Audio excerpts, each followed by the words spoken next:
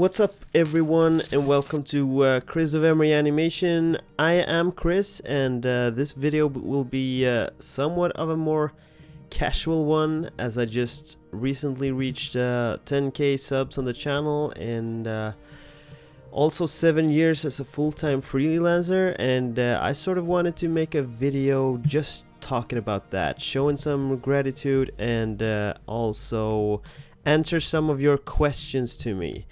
If you are an animator, maybe you plan on going freelance, or just want to do your own YouTube thing, I hope this video will have something for you. Two quick things. First off, I'm back art streaming weekly again, aiming to do at least one stream a week. And it would be super fun if you wanted to come say hi. And if you feel you want to support me, which is always greatly appreciated, you can do that by becoming a member of this channel, or subscribe to my Twitch channel with perks such as end cred on my videos, full stream library access, and much more. Links to all that down in the comments. So if you wonder what I'm working on now in the background while talking, it's a scene from my upcoming animated short film, and I am currently working in the app Toon Boom Harmony. And I know some of you following me might think it's a bit confusing with all the programs. I mean, I might push like TOONSQUID on iPad one week, or Character Animator the other, and now I work in this software, and I totally get it. Especially if you're new to animation and sort of just want to know the #1 question I get, like, what software should I learn? And as much as I'd like to give a quick this or that is what you should learn answer, it's unfortunately not that simple. The truth is, I've been in the game for a while now, and I've been trying out a lot of different software through the years, and the thing is that there isn't really one animation app that does everything perfect. They're all good at different things, and for different occasions. That's also the reason why my YouTube have been all over the place, talking different animation software and techniques. And I know very well that the algorithm gods probably would like for me to stay more consistent, focused, but I just can't work that way. The second I start going crazy about analytics and focus more on views, then what I really enjoy doing is when this turns into a boring job, and it's not what I want my channel to be. I want this thing to be more sort of my silly animation channel that I share animation related stuff on. One day it might be TOONSQUID tutorial, another it's a video on freelance live, and the next maybe some stupid animated short film such as the one in the background here right now. What I guess I'm trying to say is thank you for subscribing to the channel, watching my videos and leaving comments and stuff like that. 10k despite often long time between uploads and inconsistent content, and yeah, I'm truly grateful of that. So I guess you guys and your positive comments, along with the Discord, which you by the way should join to come hang out in, and I think all this means extra to me, probably because of my situation as a lone wolf freelancer with no real, colleagues or people in my real life sharing this interest of animation. So like being able to share my nerdy animation passion with you guys play a probably more important role than you'd know. For the future of this channel, I'm going to keep staying true to what I'm passionate about and upload videos related to the software I'm currently working with, and I will definitely also do more of my own animated shorts and stuff like that. I also badly want to create a new intro, even though the one I have is a fairly new one. But yeah, more info on that soon. Anyways, let's jump in on some questions. Peck2, as a beginner, what is best for me? iPad's TOONSQUID or Adobe Animate? So really, and this goes for any software really, what you start with isn't really that important. It's more important that you actually pick something and just dive in and focus on that. From my experience, when you eventually know your way around an animation software and get used to the basics, such as working with a timeline, keyframes and all that, it's fairly easy to jump around in different ones. But I am going to try and answer your question anyways. And first and foremost, if you only have a computer, you should get Animate. If you only have an iPad, get TOONSQUID. Assuming you have both, I would say you start with TOONSQUID.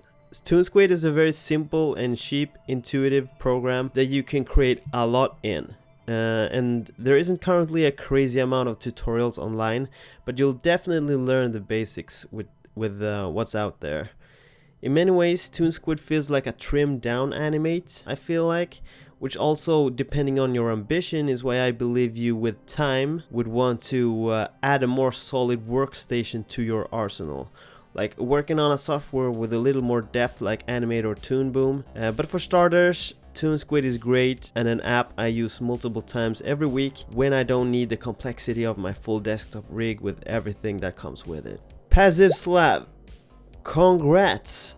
Thank you. How do you manage to do freelance, YouTube, and still have a life? That is a great question, especially since life, quote unquote, nowadays also includes family with kids. So it definitely helps out that my freelance situation now, 7 years in, is very stable and Monday to Friday type thing with like 40-50 hours a week. I would say I manage it by living a very routine-based life where I cut unnecessary time eaters such as commute by having both my studio and gym close to the house. I wake up and I work from 7 a.m. to 11. Then I head to the gym and eat lunch, and then back at the studio working from 12:30 to 5 p.m. and then it's family time and dinner and bed around 10. And it's like that Monday through Friday. And keeping it rolling like that, I also think it helps me cut unnecessary planning time. I don't really have to like think about stuff like that. YouTube, I squeeze a few hours in the week and sometimes before bed. And this is simply the reason I don't post more videos. I just don't have the time and don't want to take from either work, health, or family. So if you asked me in the beginning of my freelance career, I was working a full-time job, and basically I was freelancing on nights and weekends. So back then I would say I didn't have anything of what you call the quote-unquote life. Benjamin Afshari, congratulations. Please tell us about your 0 to 100 workflow when you're making animation. Where you start, which software you use from start till the end. Thank you. So this depends heavily on the animation, but if I'm working on an animated short such as this one, it usually looks like this. Writing the story in like notes, then I'm sketching the panels for a storyboard in Toon Boom. I'm putting panels in a storyboard InDesign document, doing adjustments if I feel something is missing or should be added. Then I add those panels in After Effects and I animate them on a timeline just to get a super rough feel for the animation and the story so that it all like flows. Back to Toon Boom, animating every sequence separately, and when a sequence is animated, I render it. I head back to After Effects and replace the rough sketch sequence with the final animation. Then I add some camera work and effects in After Effects, and I repeat the last steps until the entire animation is finalized, basically. Sound design in Audition and added in After Effects mostly. And then I render. Divine Manushim, so what's your special advice to a new animator? Alright, so I'm going to go with two quick ones here. Number one is that I've already mentioned in this video. Rather than putting too much time into trying to pick the right software, afraid of picking the wrong one, remember that there really is no wrong ones. So just start on your journey. You will jump around between different software down the line. It's unavoidable, and what you need now is basically just to start somewhere. And second, keep it fun, and by that I mean focus on what you are interested in.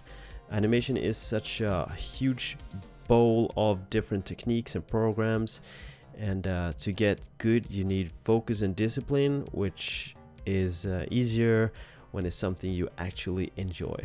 Most people tend to give advice that you should like focus on the principles or practice the basics. Myself, I've never been that way. Like, I don't want to sit down and grind practice all day. Since day one, I've been trying to make the fun stuff I wanted, often with help from tutorials.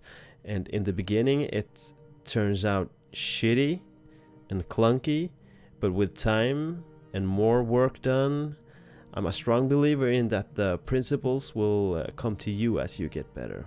Govins and Wayne, what's your PC components? So my current setup is a PC with dual 24-inch monitors. I'm drawing on a Wacom Intuos Pro, and the computer is a 12th gen i7 2.1 gigahertz. It's 32 gigabyte ROM and a GeForce RTX 3060 Ti. I am not good at all on like computer specs and stuff, so it's not my but I had to like read exactly what I had here. In the Dreaming Garden, congrats on the followers. How's art streaming been working out for you? Thank you very much. Art streaming have been a fun experience that I intend on continue with. At first it was super scary to share the creative process, but a couple of streams in, I started to feel much more comfortable. As far as goals or whatever, I'm well aware that my animation sessions is slow TV and not for everyone. But I'm super happy some people wanna come hang out with me as I work on my animations. So yeah, it's a fun little extra thing. The Nguyen Huang. Sorry for screwing up all your names, guys.